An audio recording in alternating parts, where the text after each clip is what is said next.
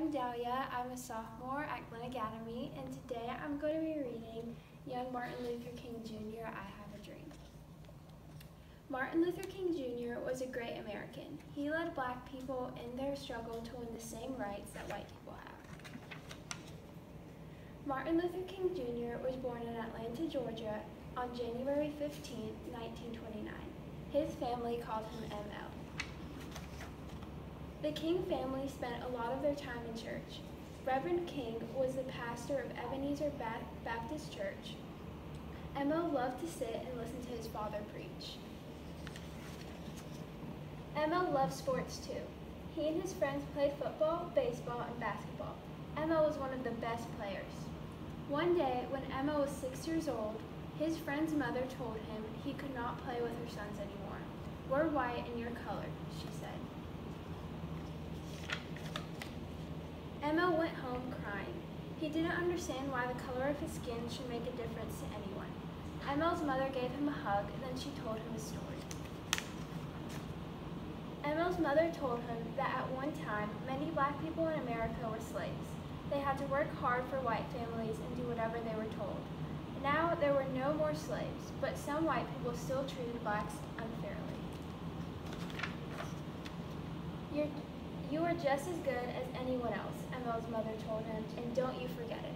As Martin grew older, he learned there were many bad laws that treated blacks unfairly.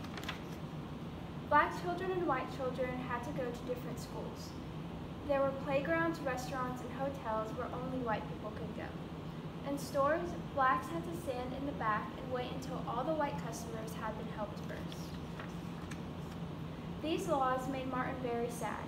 He wanted to do something to change them, so he studied hard in school. He read all the time. Sometimes he'd spend his whole allowance on books. Martin finished high school when he was only 15.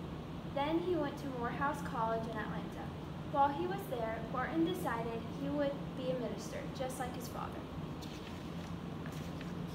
Later, Martin went to school in Boston. There he met a pretty girl named Coretta Scott.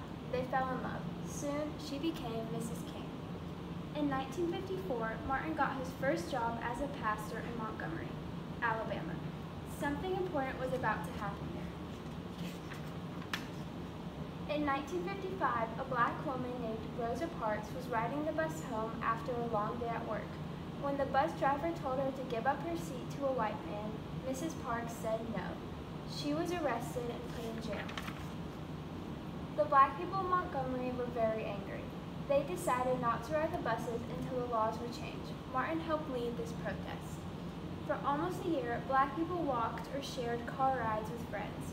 The bus company lost a lot of money. Finally, the law was changed. Black people could sit wherever they wanted.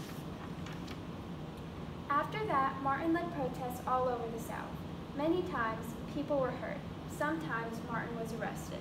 No matter what happened, Martin always said, "Love your enemies." He would not use violence as a weapon. He believed in peace. In 1963, Martin spoke to a huge group of people in Washington, D.C. "I have a dream," he told them. He dreamed that someday all Americans would be treated equally. In 1964, Martin won a very important award called the Nobel Peace Prize. It showed that the whole world admired his efforts for peace and freedom. Sadly, not everyone believed in peace. On April 4, 1968, a man killed Martin outside his motel room in Memphis, Tennessee. Martin Luther King Jr. had helped to change many unfair laws, and he showed all Americans how important it is to love and respect each other.